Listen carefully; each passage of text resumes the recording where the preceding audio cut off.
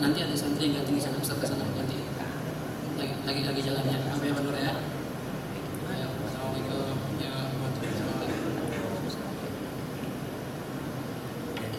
Bismillahirrahmanirrahim. Alhamdulillahirabbil alamin. Wassalatu wassalamu ala asyrafil anbiya'i wal mursalin sayyidina Muhammadin wa ala alihi wa sahbihi ajma'in. Subhanaka la ilma lana illa ma 'allamtana innaka antal alimul hakim. Rabbi shrah li sadri wa yassir li amri wahlul 'uqdatam min lisani yafqahu qawli. Amma ba'du. Subhanaka la ilma lana illa ma 'allamtana innaka antal alimul hakim. Rabbi shrah li sadri wa yassir li amri wahlul 'uqdatam min lisani yafqahu qawli. Hadirin wal hadirat yang dimuliakan oleh Allah Subhanahu wa taala. Puji syukur kehadirat Allah di siang hari ini kita bisa kembali bertemu untuk melanjutkan kajian kita kemarin, yang mana pembahasan kita sudah mencapai tentang sunnah-sunnah ketika sedang istinja atau cebok, gitu ya. Yang mana sunnah-sunnah yang tertulis di sini ada 10, Pak. Sebenarnya banyak lebih dari ini, ya. Cuma karena kitabnya ini bukan kitab yang terlalu panjang, ya. Jadi yang ditulis di sini yang penting-penting saja. Di antaranya menyiapkan air sebelum cebok. Jadi jangan cebok dulu sebelum ada air kalau bisa. Ntar bingung nyari airnya. Yang kedua, usahakan ganjil. Ceboknya sekali kalau sudah bersih. Kalau bersih sekali cukup, ya. Tapi kalau bisa 3 kali. Kalau bersihnya dalam hitungan genap 2 kali baru bersih, tambahkan sekali biar ganjil, gitu ya. Kemudian cebok usahakan dengan tangan kiri, ini sunnahnya. Kemudian ketika cebok kemaluan belakang, ya, ataupun kemaluan depan, usahakan berceboknya dengan jari tengah tangan kiri, ya. Itu lebih memudahkan, sunnahnya begitu, ya. Jari apa aja boleh, cuma jari tengah yang sunnah, ya. Kemudian ketika setelah kita buang air kecil, ya, maka disunahkan istibrah, mengurut kemaluan kita. Supaya apa tujuannya? Supaya yakin air kencingnya ini sudah habis, ya. Ditambah lagi kalau memang belum bisa keluar, berdehem gitu, ya. Jadi sambil diurut-urut kemaluannya, berdehem. Kalau masih belum keluar juga, cuma kayak masih ada, jalan. Tapi nggak usah keluar WC, nggak usah, dalam WC aja jalan, ya, supaya air kencingnya turun. Nah, supaya apa? Supaya benar-benar bersih, dan ketika kita pakai celana tidak ada najis lagi yang keluar dari kemaluan kita.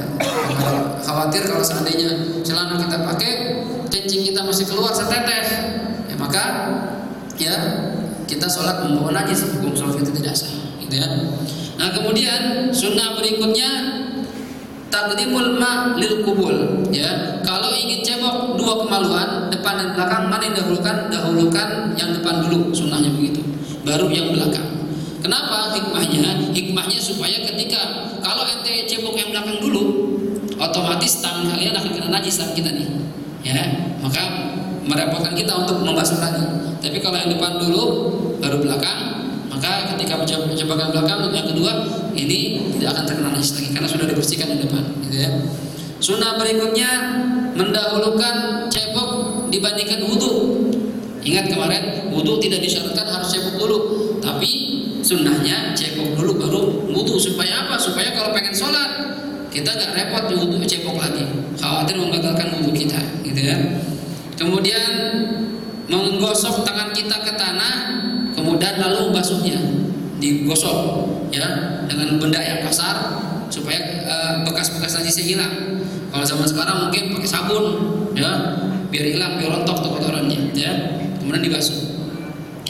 Kemudian juga menyipratkan kemaluan dan sarung atau celana yang kita pakai dengan air, nggak usah banyak, bukan disiram, bukan, dicipratin aja. Supaya apa? Supaya hilang was-was kita. Karena kadang orang was-was nih, kalau kita nggak cipratin, kita pakai celana, tiba-tiba basah. Wah, ini kayaknya ini air bekas cebok apa air kencing? Nah, jadi was-was. Tapi kalau sudah kita cipratin, kita yakin tadi itu air yang kita cipratkan, gitu ya. Kemudian jangan lupa membaca doa setelah cebok. Allahumma tahhir qalbi, ya, minan nifaq, hasin farji, minal fawahish. Ya Allah, jagalah hati saya dari sifat munafik dan bersihkanlah kemaluan saya, dan jagalah hati saya, jagalah kemaluan saya dari berbuat zina. Nah, ini doanya yang diajarkan oleh baginda Rasul sallallahu alaihi wasallam. Ini sunnah-sunnah ketika cebok. Pembahasan kita berikutnya ada qada'il hajah fil makan al-mu'addi li qada'il hajah. Apa adabnya ketika kita ingin membuang hajat ya di tempat yang memang disiapkan untuk membuang hajat, kayak di WC, toilet ya. Ini gimana adab-adabnya ketika kita pengen ke WC? Jadi Islam ini mengajarkan adabnya ya. Yang pertama, lubsun na'lain.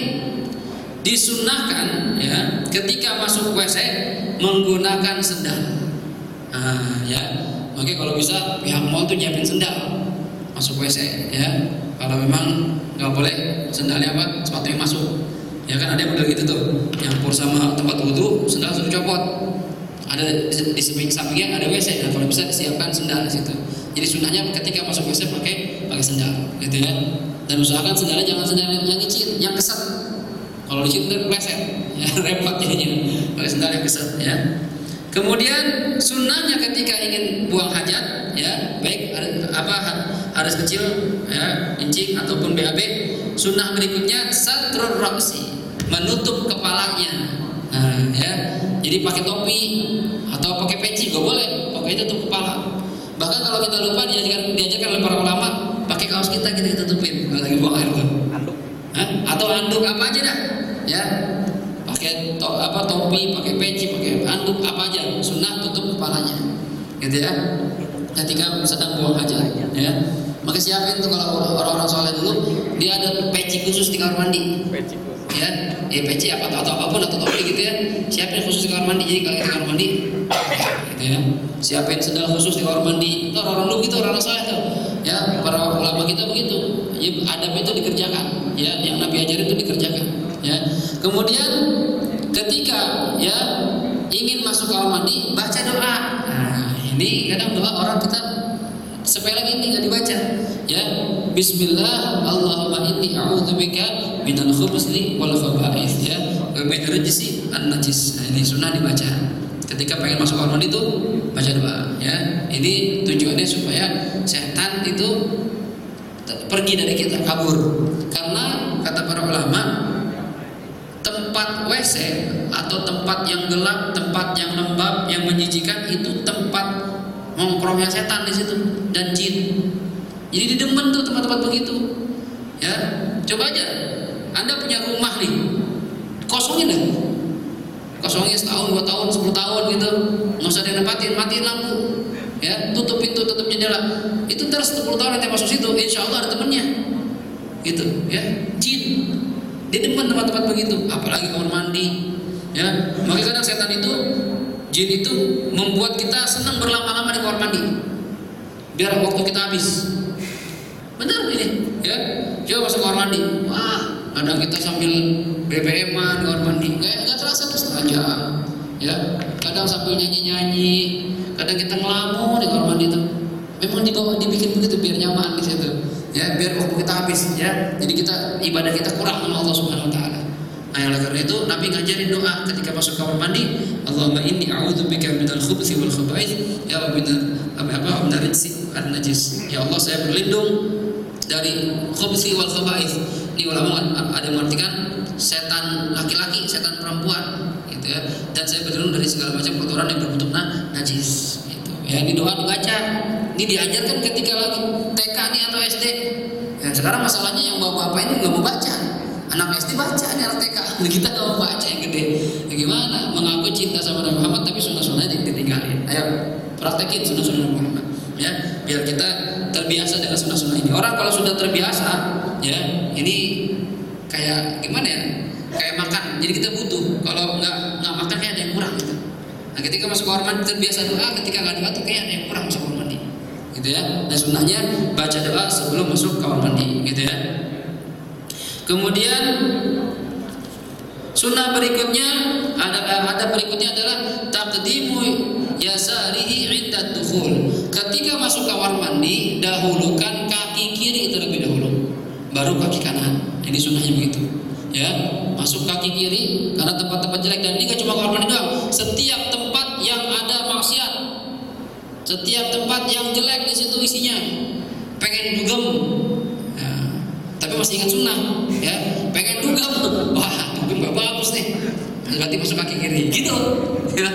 Ke diskotik, ke kafe, klub ya. Masih ingat juga nih, masih ada santri-santrinya juga ya, masuknya kaki kiri, keluar kaki kanan gitu, karena tempat jelek tuh ya. Tapi kalau tempat yang baik-baik, mau ke mall, gimana ke mall? Mall tempat jelek, masuk kaki kiri ya. Bahkan kata Rasulullah itu setan itu termasuk tempat yang banyak setannya adalah di pasar, termasuk mall, bukan pasar. Oh ya, makanya di pasar itu banyak, kalau kita Allah buka tabir alam gaib itu mungkin setan-setan banyak pasang bendera, pasukan ini, pasukan ini. Oh, ya beneran ini ya. Belum lagi orang-orang yang pakai pelet pemanis tuh, masang jin di tokonya ya, manggil-manggil di bawahnya itu kita pengen, padahal kita nggak pengen di situ ya. Gini ya mungkin juga ya. Orang Cina kan biasa begitu tuh ya, kucing selamat datang orang Jepang gitu ya. Nah, ini memang ada tugas-tugas, termasuk yang khusus tugas di pasar, ada setan itu punya pasukan khusus ya. Jadi mereka itu tugasnya kata Rasulullah ya, anaknya iblis kan banyak nih. Termasuk anak iblis yang tugas itu tugas di pasar. Mereka membuat orang betah di pasar, dan mereka membuat orang yang tadinya nggak niat beli jadi beli. Jadi hartanya terbuang sia-sia. Pernah nggak begitu tuh? Kita ke pasar nih, awalnya sih cuma mau beli apa misalnya, beli beras misalnya ya. Tiba-tiba ntar lagi jalan, kayak bagus juga nih sendal, beli sendal. Ya tadinya nggak perlu beli sendal, jadi beli sendal. Ya, tadi pada cuma mau beli handphone, tiba-tiba, kameranya bagus juga nih. Beli kamera sekalian dah, mau lagi. Nah itu setan tuh bawaannya tuh. Makanya diajarkan doa masuk pasar, baca doa. La ilaha illallah wahdahu la syarika lah, lahul mulku wa lahul hamdu yuhyi wa yumiitu wa huwa hayyun da'imun la yamut biyadil khair wa huwa ala kulli syai'in qadir. Orang yang baca doa ini ketika masuk pasar, Allah kasih dia 1 juta kebaikan. Allah jauhkan dia hapuskan 1 juta dosanya, Allah angkat dia 1 juta derajat. Ini kata Rasulullah nih. Baca doa sampai masuk pasar baca doa, Nabi ajarin. Agama lain enggak ada tuh baca doa masuk pasar. Nabi masuk pasar baca doa. Ya, dia biar dia terhindar dari hal yang seperti itu. Ya, makanya kadang kita karena lupa adab yang Nabi ajarkan, doa yang Nabi ajarkan, akhirnya kena tipuan setan. Apalagi kalau jalan sama istri, perempuannya emang demennya shopping, ya, demennya belanja. Makanya kalau di mall, ke pasar, jalan sama istri pegang terus, ya, gandeng terus, biar gak belok-belok. Sebelum sampai tempat tujuan gandeng terus. Ya, orang bilang mesra kita, kalau bukan mesra, takut dia belok-belok belanja mulu, pegangin aja.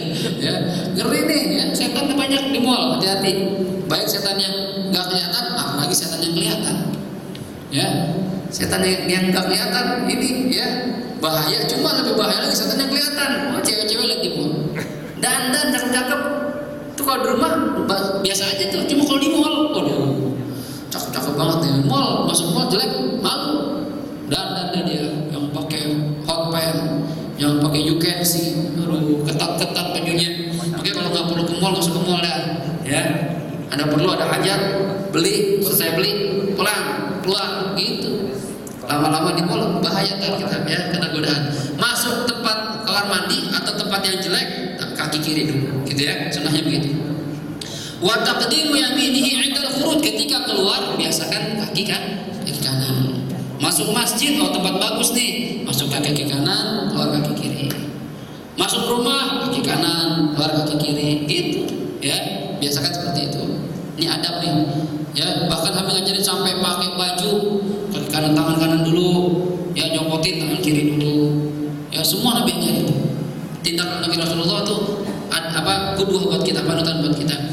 Kemudian sunnah berikutnya, ada muhammi zikrillah aw kulli mu'azzamin kasmin nabiyyin, ya, wa mithlu al-kutub al-ilmiyah wa asma'ul ulama fa in saha wa adkhalaha wa amkanahu an kharaja wa amma idza lam yastati' dhamma 'alaihi dhalika syai' bi yadihi aw satarahu bi syai'in ka idkhalihi fil jaybi. Usahakan ketika kita masuk kamar mandi jangan membawa ya sesuatu yang ada nama Allah. Bawa Quran misalnya, bawa tasbih yang ada tulisan Allahnya, ya. Quran di handphone, ganti bentuknya jangan jadi Quran. Kan aplikasi tutup dulu, gitu ya. Nah, ini jangan dibawa tuh, yang ada nama-nama Allah, ya. Yasin, Majmu' Syarif yang masuk kamar mandi, ya. Dan setiap nama yang dimuliakan, ya, dihormati seperti apa? Seperti nama para nabi, para rasul, ya, kita bawa masuk dalam, itu juga nggak baik, nggak boleh, ya, nggak baik. Kemudian yang nggak boleh juga kitab-kitab ilmu kayak gini, kitab fikih, bawa kitab tauhid, bawa kitab hadis, kamar mandi, nggak boleh, nggak baik, gitu, ya.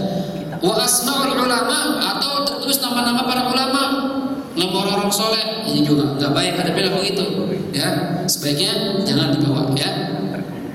Kemudian wa fa'in sahab, bagaimana kalau lupa? Ya Ustaz, saya lupa tadi di kantong saya ada Al-Quran kecil, misalnya, masuk kamar mandi, bagaimana nih? Fa'in sahab, ya, wa adkhalaha wa amkana an yakhruj kharaja. Kalau seandainya dia lupa ke bawah tuh, ya, tulisan-tulisan yang mulia, nama Allah, nama para anbiya, kitab-kitab ilmu, nama para ulama, ya.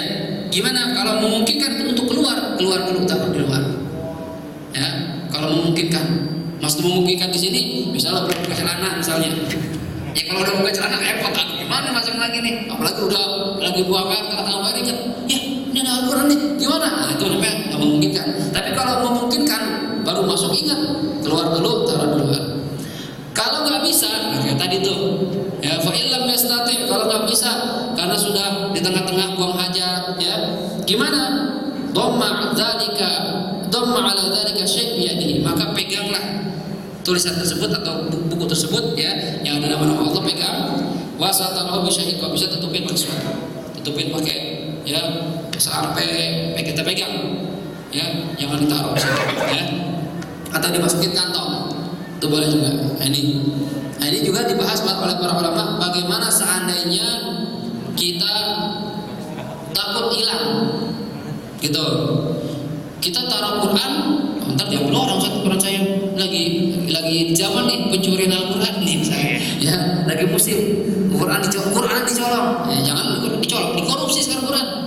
Bayangin aja, korupsi udah di Quran sekarang, udah di mana-mana, ya.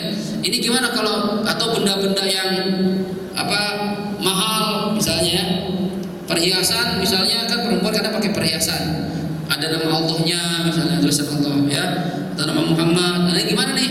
Ya kan berharga, kalau saya taruh luar, ya, yang ada hilang saya keluar, ya. Ini boleh dibawa tapi pegang atau dimasukin kantong, gitu, ya. Di sunnahnya begitu adabnya. Nih, kemudian ada berikutnya al-julus, duduk. Nah, ketika kencing atau BAB, adabnya duduk, jangan diri. Ini kan kita sekarang ikutin gaya barat, ya, bahkan di mall disiapin tempat kencing diri. Nah, itu sebenarnya itu nggak sunnah, nggak begitu, ya. Sunnahnya itu duduk. Makanya pernah saya katakan, seandainya kita masuk kamar mandi, ada pilihan mau kencing nih, ada pilihan diri, pilihan duduk, masuk dalam, pilih yang masuk dalam. Kalau pengen ngejahin sunnah begitu. Duduk atau jongkok, Ustaz? Ya, duduk atau jongkok maksudnya. Ya, jongkok maksudnya, jongkok. Ya, kalau duduk kita beleberan, ya, maksudnya jongkok di situ, ya. Tapi kalau seandainya kayak WC-nya intinya, pokoknya jangan diri. Kalau WC-nya masih duduk, ya duduk. Ya, kalau itu jongkok terjatuh di situ, ya, tinggian, ya, duduk. Intinya duduk atau jongkok di situ, jangan berdiri. Kemudian ada berikutnya, alla yatakallam, hendaklah tidak berbicara ketika di kamar mandi. Ya, kapan ini ada larangan seperti ini, ya? Hala khurujul kharij bi dzikrin aw ghairihi. Di adab tidak boleh berbicara ini, ya, dianjurkan kapan? Ketika sedang keluar najis. Ya, air kecil lagi keluar nih, atau kotoran kita BAB kita lagi keluar. Itu ngomong, mana nih gambar? Saya ngomong. Ini makruh begitu, ya. Adabnya nggak begitu, di kamar mandi diam aja, ya. Baik, ya, yang dilarang ini baik berupa zikir atau ucapan biasa, ya. Amma fi ghairi halatil khuruj fala yuqra al-kalam illa bi dzikrin aw nahwihi. Nah, nih, ya, berarti ini enggak, ya. Kalau najisnya lagi keluar, ya, itu kita ngobrol, ya, lagi ngobrol itu makruh, ya. Kalau lagi keluar kotorannya. Cuma seandainya lagi nggak keluar, ya, udah selesai nih, kan nggak dengar terus-terusan, keluar, istirahat dulu, ngobrol, itu nggak makruh, ya. Ya kan kita lagi, ya, ngedengar itu kan makruh Ustaz. Sama kayak orang hamil tuh, masa udah terus gimana kapan napasnya. Nah, lagi istirahat ada jedanya, ini ngobrol gak makruh. Cuma ketika najis sudah keluar, ini ngobrol makruh ya. Illa bizikrin. Nah, ya, kecuali kalau kita ngomongnya itu berupa zikir, ini makruh. Ya. Makruh ya. Misalnya kita di kamar mandi ya, habis buang air nih, keluar semua, alhamdulillah.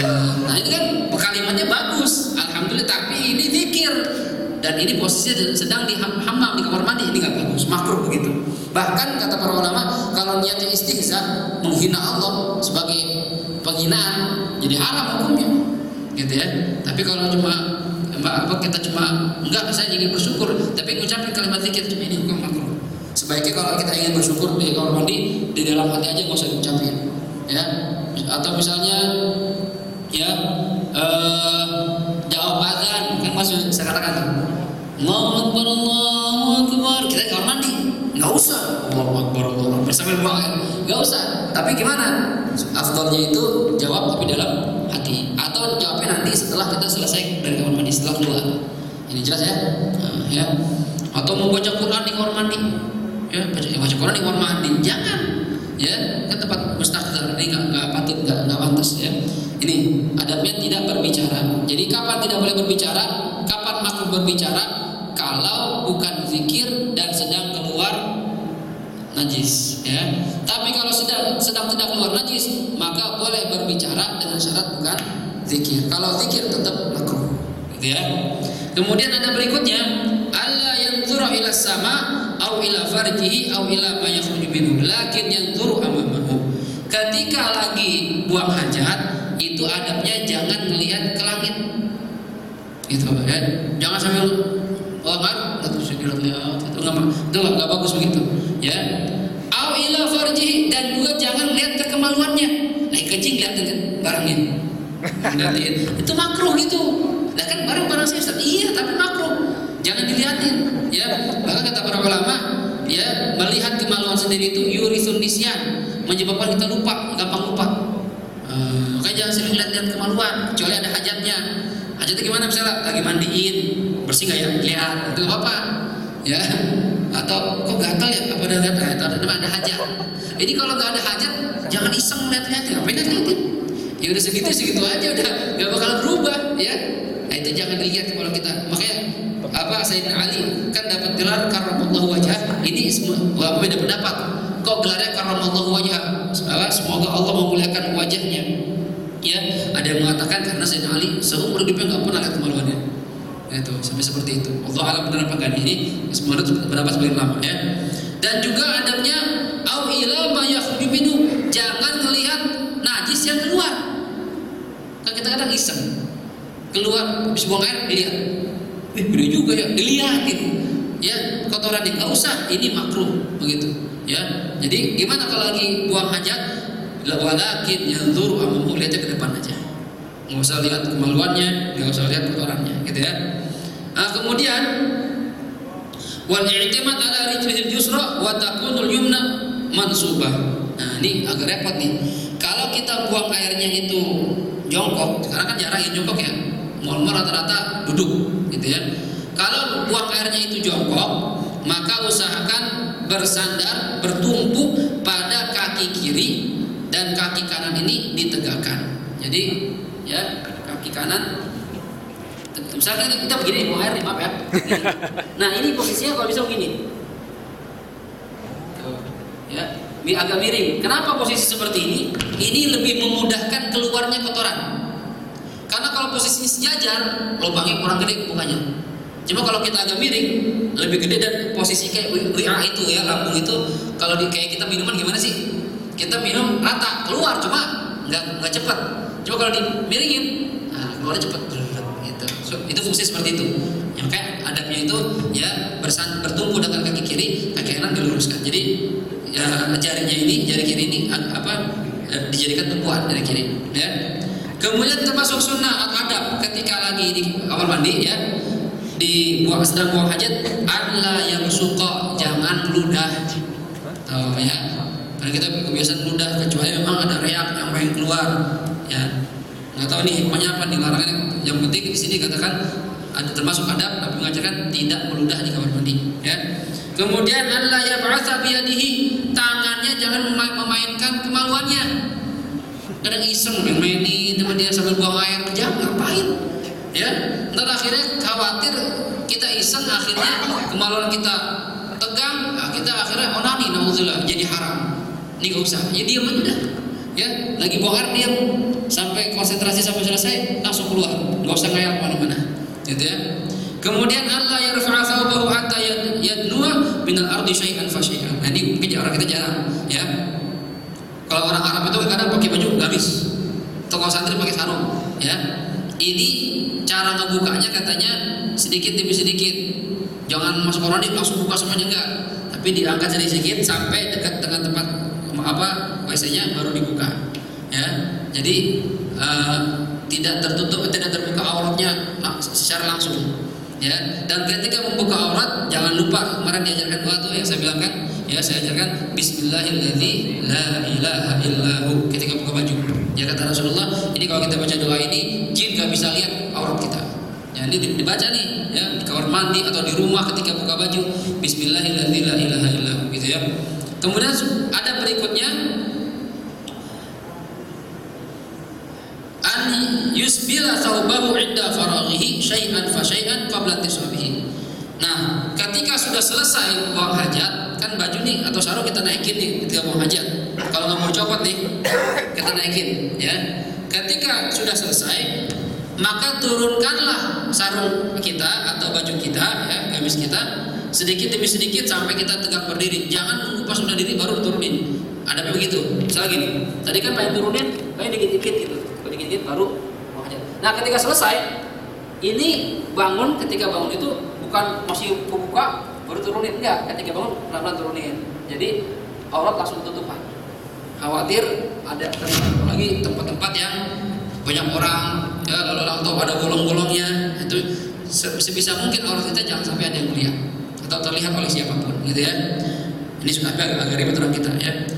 Ada berikutnya an-yastabri, ya, an-yastabri'ah. Ya, istibra itu meyakinkan bahwasannya najis kita sudah keluar semuanya. Ya, dengan cara apa tadi? Malah diajarkan tuh ya, dengan cara mengurut batang kemaluan kita, ya, dengan jari tangan diurut. Ya, caranya begitu. Ya, dengan tangan kiri. Ya, kemudian wabit tanahnu, dan dengan cara berdehem, gitu, biar keluar semuanya. Supaya yakin nggak ada lagi sisa najis dan sehingga ketika kita pakai celana benar-benar bersih. Ya. Cara ketiga, tadi pertama bitanahnu, yang kedua imrul yad al yusra as-sababa tahta qadim, ya, menjalankan tangan kiri, ya, telunjuk tahta qadim di bawah batang kolonnya, ya. Kemudian bin natri salasan bi an yuharrika dzakarahu. Kemudian juga bisa diurus-urus atau diurut-urut sebanyak 3 kali atau lebih sehingga yakin keluarnya. Nah, ini ada adabnya supaya tidak ada yang tersisa dari najis yang keluar dari kemaluan kita, ya. Kemudian setelah selesai baca doa an-yati bi du'ail khuruj wa huwa ghufranak.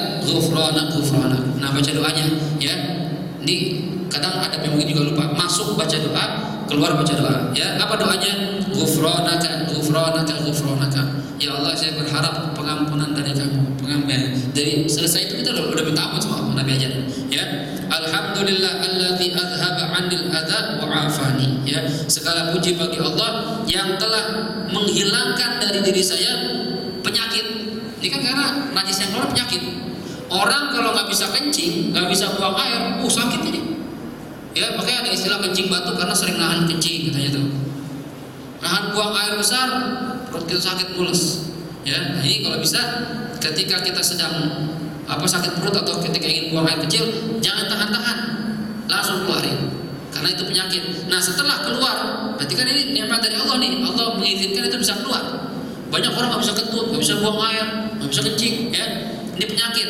Nah, ketika penyakit itu sudah keluar dari tubuh kita, maka sepatutnya kita bersyukur dengan mengucapkan Alhamdulillah alladzi adhaba 'anil adza wa 'afani. Segala puji bagi Allah yang telah menghilangkan dari diri saya penyakit dan Allah sudah afani, memberikan afiat pada saya, kesejahteraan pada saya, ya. Kemudian ada tambahan doa, alhamdulillahilladzi adzaqani ladzatahu wa abqa fiyya quwwatahu wa adhaba anni adzahu. Segala puji bagi Allah yang telah memberikan kepada saya kesempatan menyicipi kelezatannya. Ya, kan kita waktu makan lezat. Alhamdulillah ketika saya makan, saya minum, saya ngerasa lezatnya katanya. Wa abqani fiyya quwwatahu, dan memberikan ya kepada saya langgeng kekuatannya. Dengan sebab kita makan, kita minum, kita bisa kuat, bisa segar. Ya, ada orang makan minum maka badan tetap lemas, kita enggak. Makan, minum jadi segar badan kita. Wa adhaba anni adzahu, dan sudah menghilangkan dari diri saya penyakitnya. Ini apa? Doa yang Nabi ajarkan ada dua. Alhamdulillahilladzi adzaqani adzab, ya adzaqani ladzatahu. Segala puji bagi Allah yang sudah memberikan saya bisa mencicipi kelezatannya makanan minuman, ya. Wa abqa fiyya quwwatahu, dan menetapkan pada saya kekuatan dari makanan minuman yang saya makan tadi. Wa adhaba anni adzahu, dan menghilangkan dari diri saya penyakitnya. Nah, ini adab-adab ketika kita masuk kamar mandi dan keluar kamar mandi. Jelas kira-kira nih? Nah, ada yang mau bertanya? Sesuai tema dan di luar tema? Persilakan. Ustaz, ya, tadi duduknya itu yang kaki kiri di berdiri itu untuk buang air kecil atau air besar? Air besar. Kalau air kecil, ini sedikit keterangan sih. Kalau yang ketika dipraktikkan waktu saya ngaji itu ketika buang air besar, karena posisinya itu lebih memudahkan lambung yang dalam perut kita nih untuk mengeluarkan kotoran. Allah alam kalau buang air kecil sama aja air kecil ya, nggak ada bedanya air kecil ya. Cuma kalimatnya umum untuk buang air besar ataupun air kecil. Jadi perempuan laki-laki sama. Laki-laki atau perempuan sama aja. Ya, jadi kalau bisa memang seperti itu, ya diusahakan miring sedikit. Cuma kalau kayak WC duduk begini kayaknya susah nih. Itu gimana posisinya? Ya, duduk aja kadang kalau kita jongkok di situ ngeri, takut jatuh. Ya, jadi kita pakainya WC sekarang WC duduk. Padahal nggak tahu benar apa enggak, itu saya pernah dapat BBM dari teman-teman. Ya, ternyata duduk buang air dengan cara jongkok itu dibandingkan duduk lebih sehat yang jongkok, katanya Allah alam. Benar-benar penelitian apa enggak? Cuma kan memang setiap sunnah yang Nabi ajarkan itu pasti ada hikmahnya, ya pasti ada faedahnya. Ya, Nabi ketika mengajarkan sesuatu itu nggak mungkin sia-sia.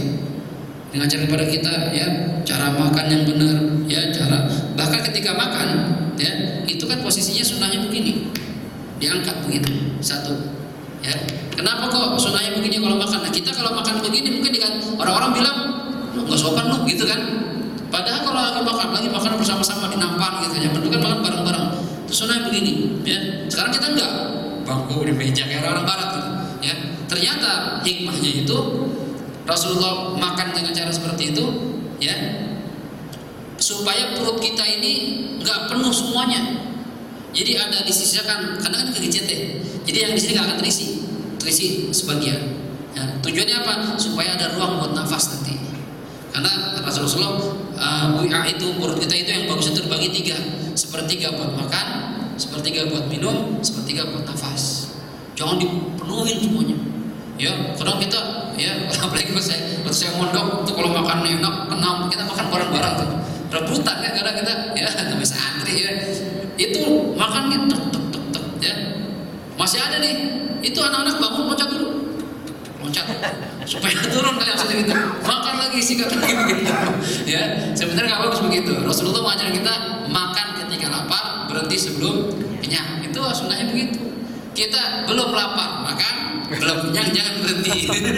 Kalau kita kembalikan, makanya penyakit mulu yang ada. Ya, perut kita ini gak ada istirahatnya. Coba bayang bedain perut kita ketika normal biasa sama Ramadan. Enakan banget. Karena unbalance gitu. Ada istirahatnya, gak makan mulu, ya. Nah, oleh karena itu sunnah Nabi itu pasti ada hikmah semuanya. Habis makan misalnya, itu sunnah ya, menjilatin jari kita. Habis makan nih, coba kalau begitu orang kita sekarang, jorok, ya, yang tangannya jilatin, ya, ngirit banget, pelit banget, misalnya gitu. Sampai begitu, dulu pernah ada seorang, ya, kalau makan. Ya, ketika makan itu nggak mau jilatin, padahal dia ulama. Ya, ketika ditanya, kok ente nggak mau lakukan sunnah yang Nabi ajarkan setelah makan? Oke, Nabi kan makan pakai tangan, kita pakai sendok. ya kan? Padahal ternyata lebih sehat pakai tangan makan itu, ya. Kecuali kuah ya, kalau ada kuahnya mungkin atau gitu. Ya saya nah, kalau enggak, kalau makanan biasa, tahu, tempe, daging, pakai tangan aja, biasakan pakai tangan. Kenapa? Karena ternyata setelah diteliti, ya, kadang makanan itu kan mengandung kuman. Kita nggak tahu dari mana-mana, ya. Nah ini ketika kita makan pakai tangan, di ujung-ujung jari ini ternyata Allah menciptakan apa kayak vaksin untuk enzim untuk mematikan kuman tersebut. Dan ini bisa masuk kalau kita sedot jari kita, jilat jari kita, nah, masuk dalam, akhirnya kuman itu akan mati dengan enzim tersebut. Nah, oleh karena itu biasakan ini sunnah begini, jangan sampai ditinggalin. Itu udah ada seorang ulama gitu, nggak mau saya. Itu sunnah apa begitu tuh? Emang itu sunnah bener ya? Meragukan.